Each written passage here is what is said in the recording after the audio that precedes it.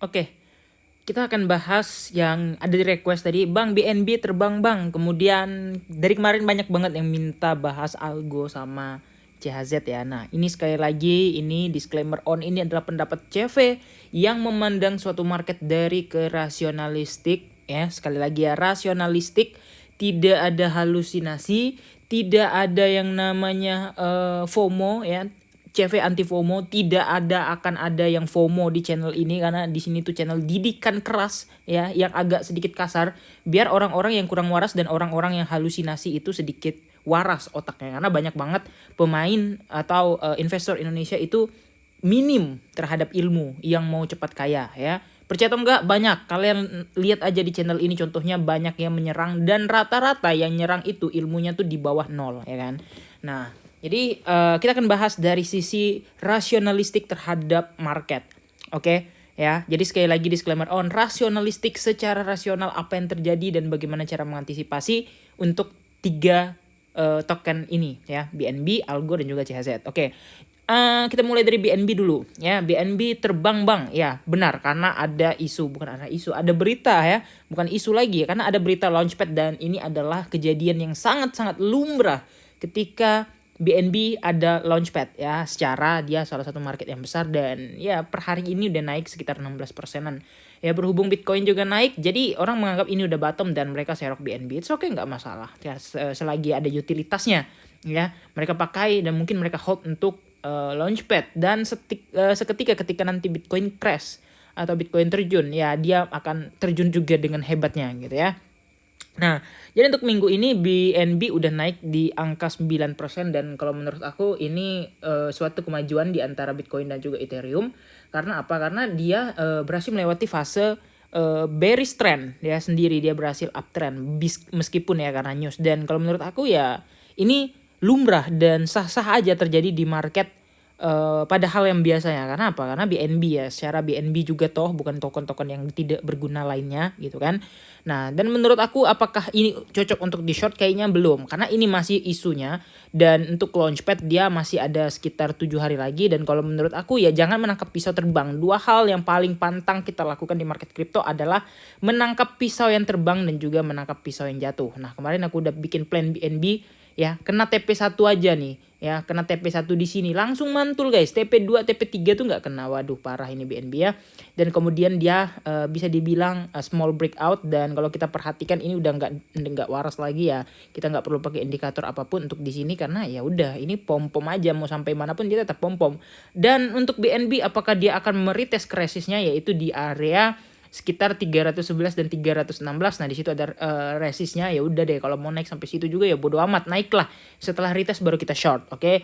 Nah, untuk BNB apakah wajar? Tentu saja hal yang wajar. Kemudian CHZ dan juga Algo. Ya, ini banyak banget nih nanya, "Bang, CHZ gimana? Algo gimana?" Nah, ini orang yang FOMO sama channel-channel lain gitu kan. Dibilang Algo adalah sponsorship Pildun. Wah, ini ayo tabung Algo segala macam, serok sebanyak-banyaknya karena berharap Algo akan terbang.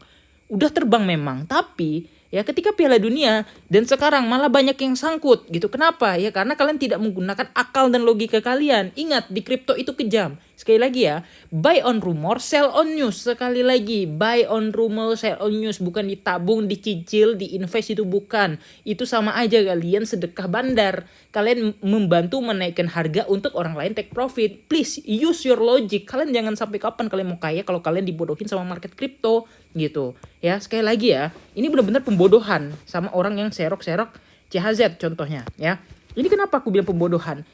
Men, please, ini CHZ ini nggak ada pengaruhnya apapun sama Piala Dunia.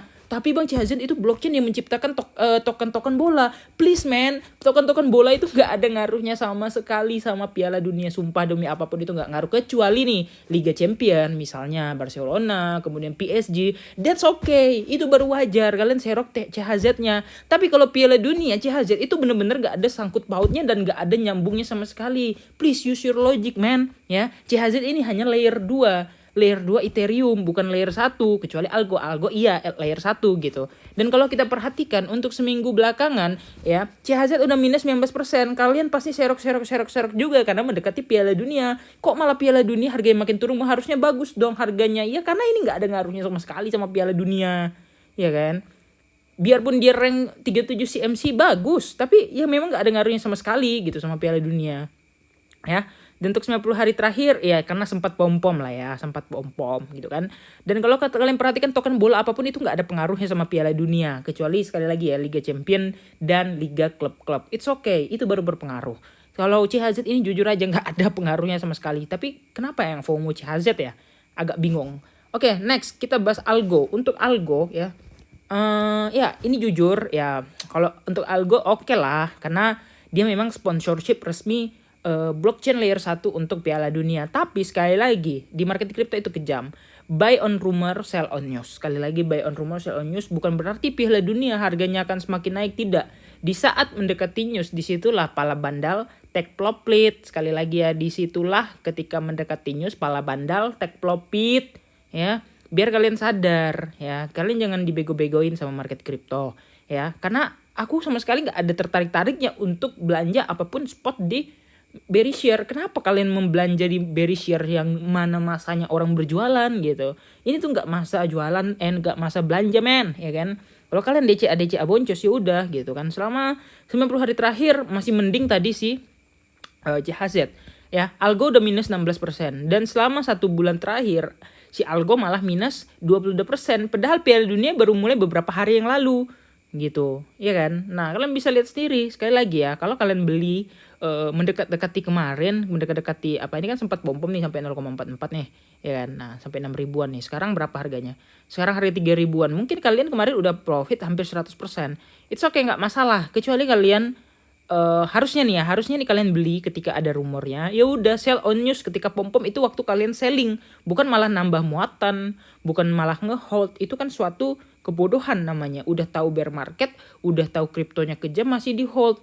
Bener-bener logikanya di luar nalar gitu ya. Dan ini pasti isinya orang-orang yang sangkut juga gitu. Nah ada yang bilang wah ini Algo ya udahlah nggak apa-apa lah aku hold aja sampai bull market, kata. Ya udah kalian sangkut ya. Tapi nggak apa-apa juga sebenarnya kalau kalian sanggup menunggu 2 tahun lagi. Tapi kalau aku sih mending serok buy di bawah ya, buy the dip gitu daripada beli ketika news pom-poman begitu gitu. Udah jelas perangkap bandar-bandaran aja gitu. Dan untuk minggu ini Algo kalau kita perhatikan belum ada pergerakan yang cukup signifikan, masih minus di atas 10%.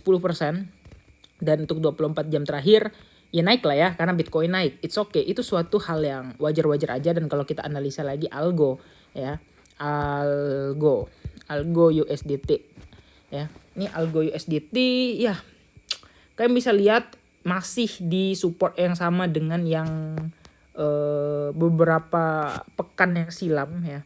Nah ini sempat aku buatin udah lama banget ini. Dan Algo ini jujur aja udah benar-benar di dasar parah ya. Udah di dasar parah banget ya. Nah kalian bisa lihat sendiri ya, bull market kemarin cuma mampu nganter Algo ke 2,9, belum kejemput so ATH-nya ya kan. Nah jadi kalau menurut aku Algo dari sangat di bawah ya, mungkin nggak bakal terjun terlalu jauh lagi, mungkin 0,18 atau 0,17 kalau kalian mau serok. Tapi masih ada support satu lagi men ya kan. Masih ada nih di sini support di 0,16. Oh ya sorry, masih ada 0,16 ya, 0,18 sampai 0,16 mungkin area rasional untuk serok Algo. Dan di sini udah jelas banget ya rejectionnya begitu keras ketika dia retest dan terjun. Inilah waktu ada news Piala Dunia kemarin ya. Di sini dia rejection dan terjun ya. Dan ya ini hal yang sangat-sangat wajar aja untuk di bear market. Dan kita akan melihat semua koin itu bisa terbang setinggi-tingginya ketika bull run ya. Jadi di saat bear market ini adalah wait and short sampai dengan fase akumulasi, bukan DCA terus. Jangan tangkap pisau jatuh. Kalau kalian mau porto kalian bagus, kalau kalian nangkap pisau jatuh terus dengan embel-embel DCA, siap-siap dana kalian habis hanya untuk DCA tidak berguna. Mending kalian buy sekali, buy the dip ketika udah memang fase akumulasinya dan sabar.